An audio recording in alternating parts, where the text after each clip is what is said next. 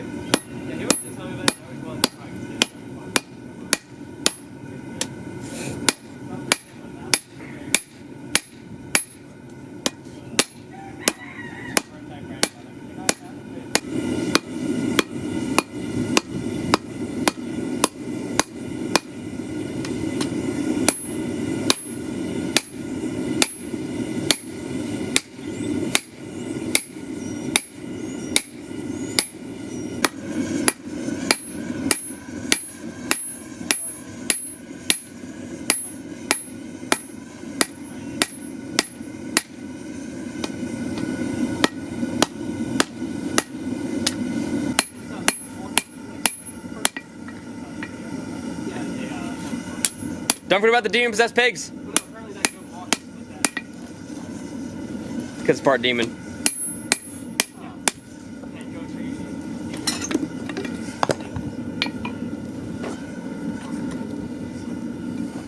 That's one thing I learned the hard way. is if the thing you're forging, you drop it, don't go to grab it.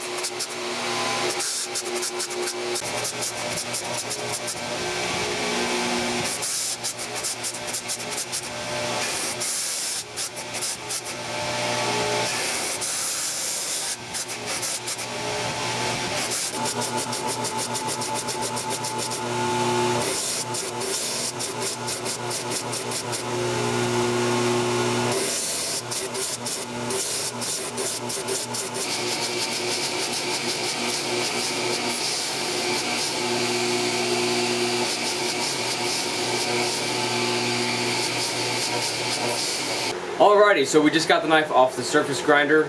We got one side completed for heat treat.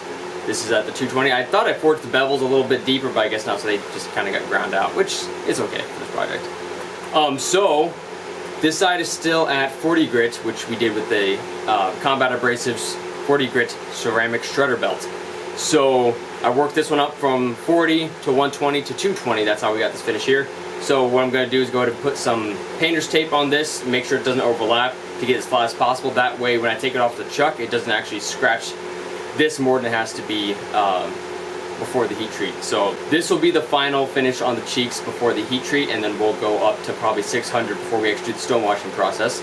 So yeah, we'll just go ahead and slap some tape on this side and then start surface grinding this one, and then we'll probably do the bevels and start really refining the shoulders and the tang here.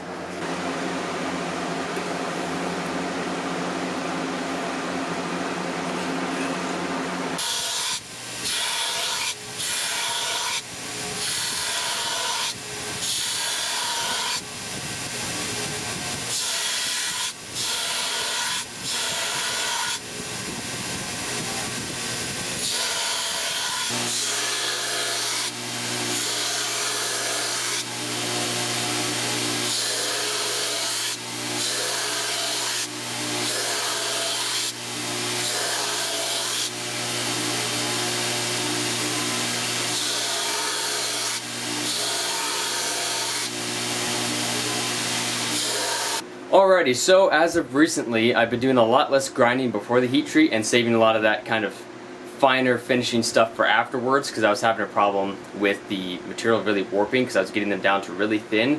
I didn't have that problem when I made fillet knives in the past, but for some reason when I make these larger camp knives with the big thick spine and they kind of taper down to a nice thin edge, it just started picking up warps. I started just doing a lower grit, just get the bevel established. That way I kind of have something to go off of after the heat treat, get the plunge line set, and yeah, after that I'll do all the heat treat process, and then I'll do like the finer grinding and get up to like 120, 220, 400 grit for the bevels. So, but yeah, just to not compromise the structural integrity of the blade itself, I just like there to be a lot of mass there to support itself while it's in the heat treat. And that way it's also less likely to pick up warps. So after the heat treat is finished, I'll be grinding the recess on the tang after I do all the hand sanding on the cheeks of the blade, because that just works out better for me, because there's no like weird little transfer point if you do it first. So I just do all the hand sanding. This is going to go up to 400 grit. I'm going to hit it with some Scotch-Brite, and then I'll grind the recess in. It'll be like right here, and as you guys are familiar with, well, most of you, that'll allow the guard to have a nice tight fit. So yeah, so far really happy with the project. The other two are going swimmingly, so yeah.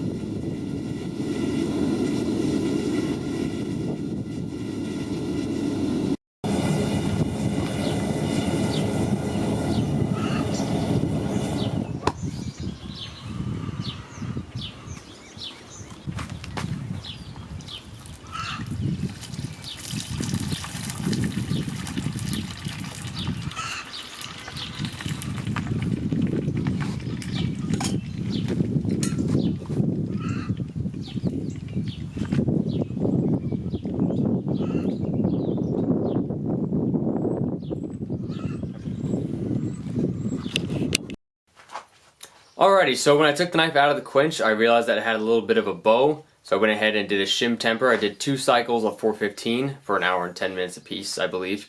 So that actually did take away most of the bow. So it looks like it might have picked up a little bit of a bow this way, so I went ahead and threw it on the surface grinder and got it up to 220 on that, and now it's nice and flat and straight.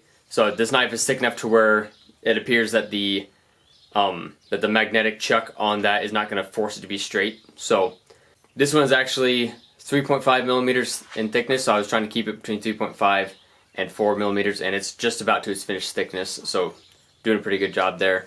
So now that it's up to 220 on the surface grinder, going to go ahead and take it to 120, 220, 400, and 600 on the hand sanding. That way you get nice polished faces of the blade. So we're going to go ahead and do the hand sanding, then after that the bevels, and then the etching, and then fitting on our guard.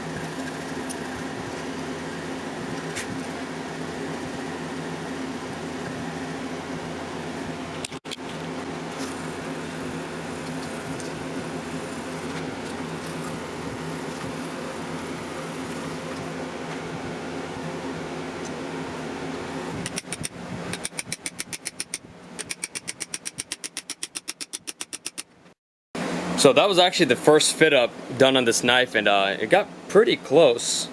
Do some work here where it actually meets the tang, and then obviously got to embed the ricasso there. So yeah, I'm actually pretty surprised with how spot on it was. As you can see, there's some brass streaks here where it's kind of rubbing up against, so it'll need some fine tuning, but overall that went pretty quick and pretty straightforward. Alrighty, so we took an extra fine Sharpie and marked out around the outside of the blade. So we're going to take the Dremel tool and just kind of grind in that recess. I also have been using, I made a makeshift little chisel out of an old square file. So what I did was I flattened it here and then made a little bevel there. Works really well for kind of getting straight lines, because I'm still not super skilled with the Dremel tool. So that worked really well for the last one I did, so I'm going to continue to utilize that technique. But yeah, basically, you got to be careful with striking with too much force. That way you don't end up just breaking unnecessarily. I've had to sharpen it a couple more times because pieces do chip off, but it does eat away at the brass pretty good. So go ahead and pop this off and get into the vise.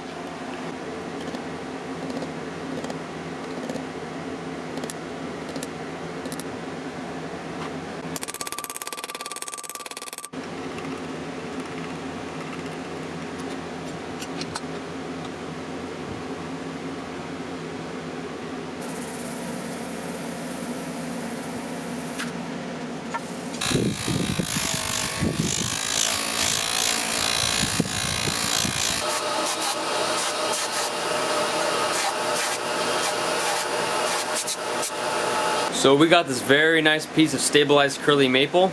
It's got a little burl in there too. Add a little bit of water to it so you can see it's gonna look really nice when it's all finished up. It's got nice glisten to it. So yeah, I had to grind the block down a little bit because there's a little bit of an imperfection there, so I just had to make sure it wasn't gonna go all the way through. But this is big and thick enough, it should do just fine.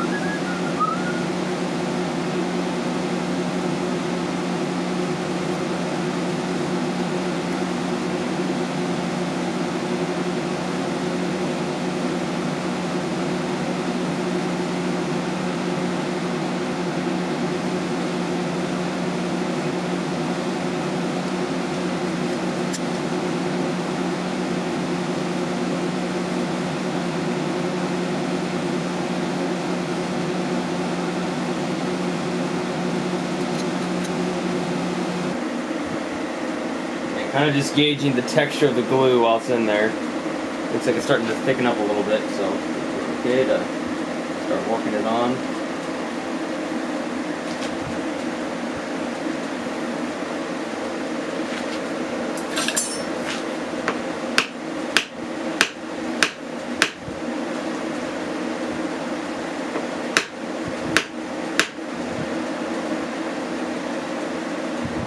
This thing's on there pretty snug.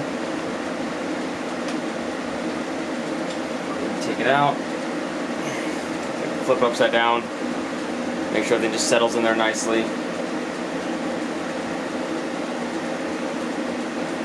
You just gotta make sure the entire handle is completely full of the thinner epoxy. I always like to use two different types.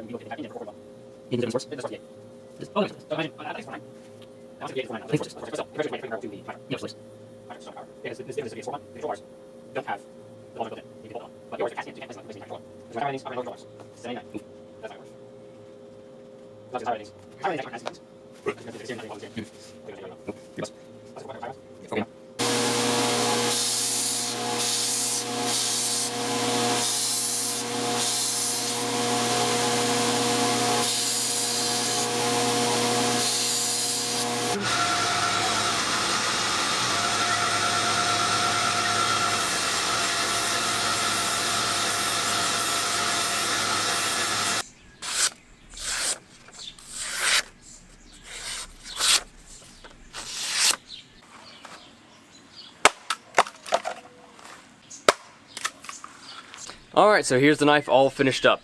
It's got the case and everything. I made that off camera. It's a nice two-tone leather case with just a little plate here to keep the snap from scuffing the blade. Put that there.